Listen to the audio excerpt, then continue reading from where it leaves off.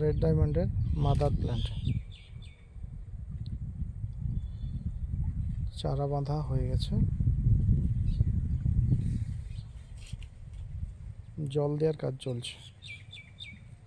এই সাইডটা আমাদের মালটা ভাঙার কাজও চলছে, কয়েকদিন ধরে দেখায়নি মালটা ভাঙা, প্রতিদিনই ভাঙছে কিন্তু সময় পাচ্ছে না।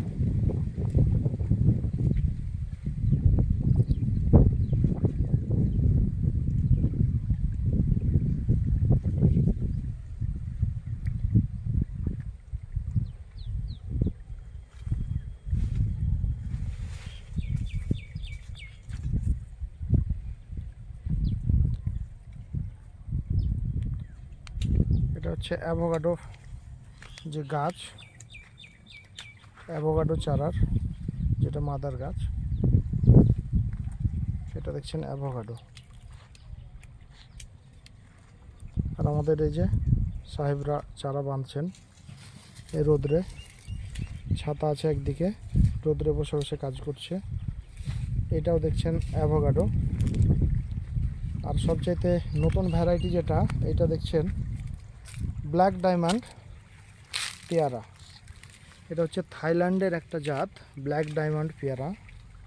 এই দেখছেন এগুলা অন্তত আমার 4-5 মাস আগে বসানো হয়েছে, আপাতত মাদার গাছ হিসেবে পরিচিত এগুলা। এই ছোট একটা ডালের গাছ আমি এনেছিলাম, ছোট্ট, হয়তো 1 থেকে 1.5 ফুট আপনার হাইট হতো, একটা সিঙ্গেল ডাল। এক পিসের দাম নিয়েছে আপনার 6,000 টাকা।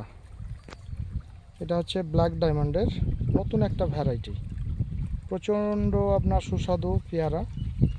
এর দানা আপনার অল্প কম। এর থেকে চারা বেঁধেছি 13 পিস, ওইদিকে আবার বসিয়ে দিয়েছি, লাল লাল যেটা দেখতে পাচ্ছেন কিনা, যাই হোক পরে দেখাবো। তো এই হচ্ছে ব্যাপার। এগুলো হচ্ছে ব্ল্যাক ডায়মন্ড আর রেড ডায়মন্ড এক জায়গায়। বাকি আছে এদিকে লঙ্ঘন 4 সিজন, যেটা মাদার গাছ বসিয়েছি অলরেডি। এটা হচ্ছে আপনার লাল লঙ্ঘন, যেটা লঙ্ঘনের লাল, এটা কি জানো, রুবি লঙ্ঘন, এটাকে বলে রুবি লঙ্ঘন। আমারও সঠিক অত বেশি জানি না। এটা মাদার গাছ হিসাবে বসানো আছে,